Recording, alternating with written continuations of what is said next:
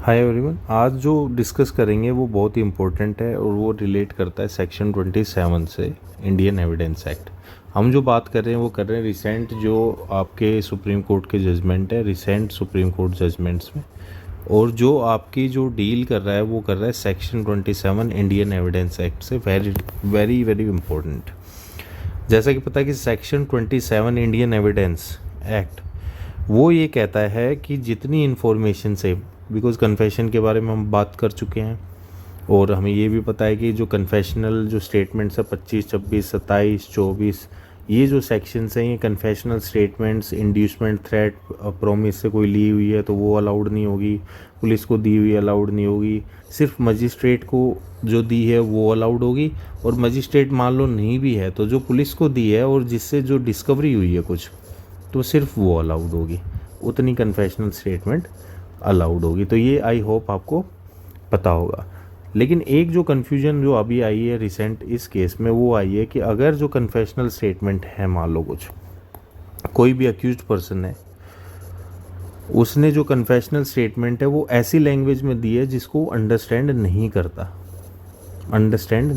दी नहीं है, सॉरी, दी तो उसने अपनी लैंग्वेज में ही है, लेकिन रिकॉर्ड ऐसे में हुई है, दूसरी लैंग्वेज में रिकॉर्ड हो गई है, तो क्या वो एडमिसिबल रहेगी कि नहीं रहेगी। और जहाँ तक as far as 27 is concerned, तो ऑब्वियसली वो स्टेटमेंट जो है उससे डिस्कवरी तो होनी चाहिए।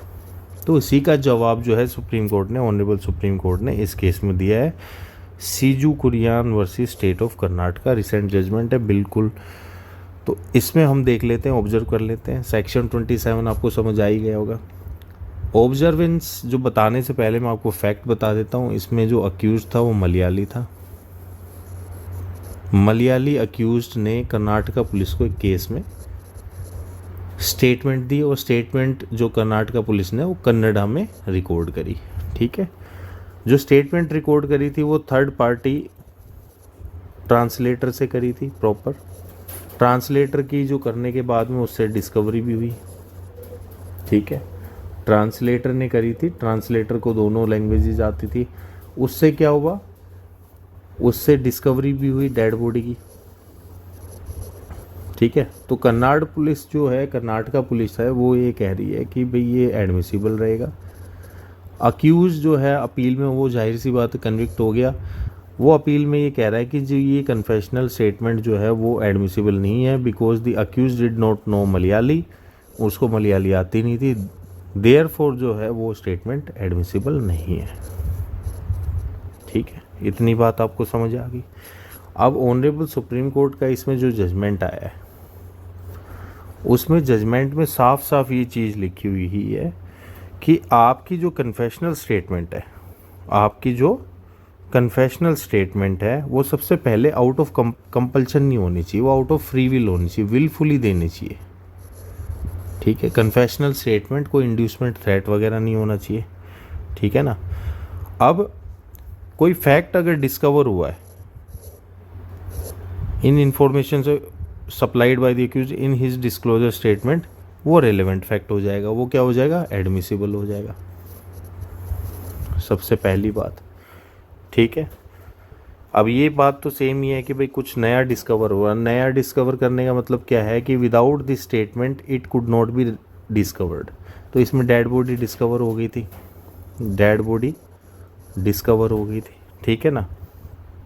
उससे आगे ऑनरेबल सुप्रीम कोर्ट कहते हैं कि अगर मान लो कोई कन्फेशनल स्टेटमेंट है, उसको हम ब्रेक कर सकते हैं पार्ट्स में, कंपोनेंट्स में, और उतनी इन्फॉर्मेशन को हम जो है एडमिसिबल कर सकते हैं जिससे डिस्कवरी हो गई है। तो ये बात हम जानते हैं, हमने ऑलरेडी कर लिया है, कोई इशू नहीं है।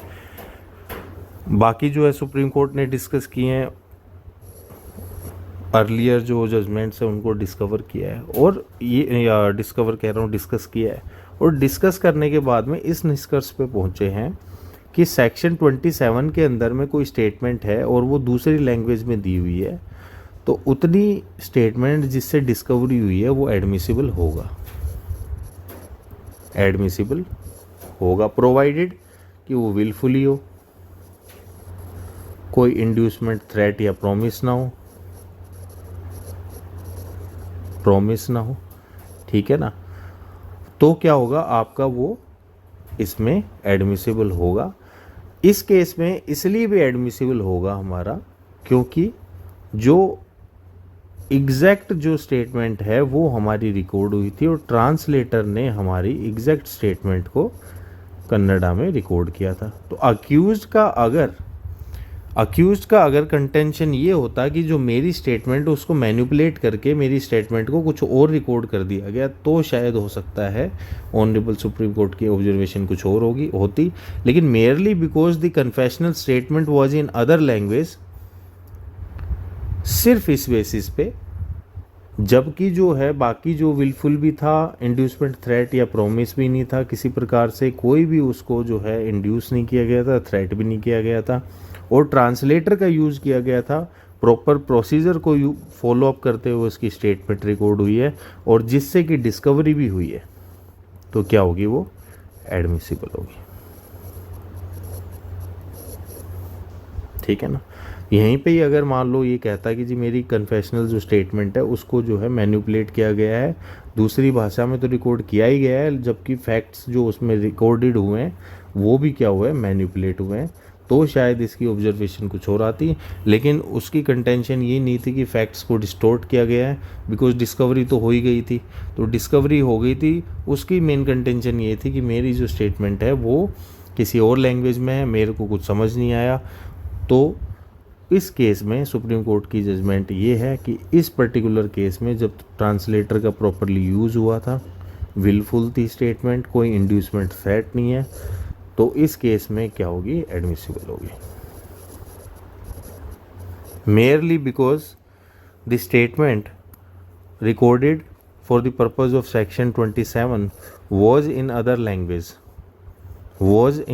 language does not by it self, मतलब बाकी कंडीशंस भी सेटिस्फाई होनी चाहिए, लेकिन प्राइमा फेसाइली सिर्फ इतनी सी बात पे हम क्या करेंगे, ये नहीं कर सकते कि भाई उससे डिस्कवरी भी होगी तो वो तब भी एडमिसिबल नहीं होगी, वो एडमिसिबल होगी बाय द एक्ट ऑफ 27। और ये फैक्ट कि उसकी मदर टंग में या उसकी लैंग्वेज में रिकॉर्ड नहीं हुई, एक डिफरेंट लैंग्वेज में रिकॉर्ड हुई है, प्रोवाइडेड कि बाकी कंडीशन सेटिस्फाइड है, तो merely this fact can not by it self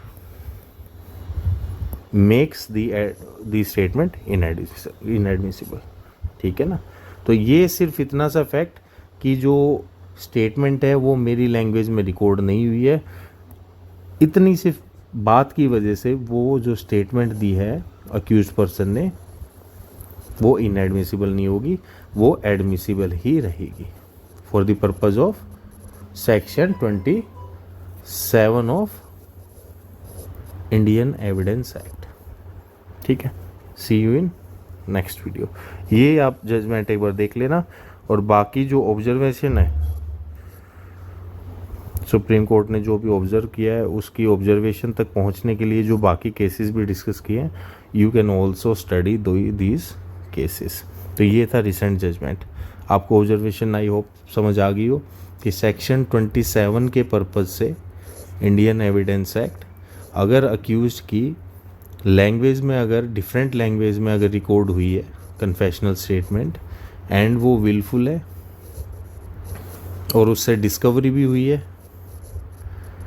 तो वो क्या होगी, एडमिसिबल होगी। ठीक है। सी यू इन नेक्स्ट वीडियो।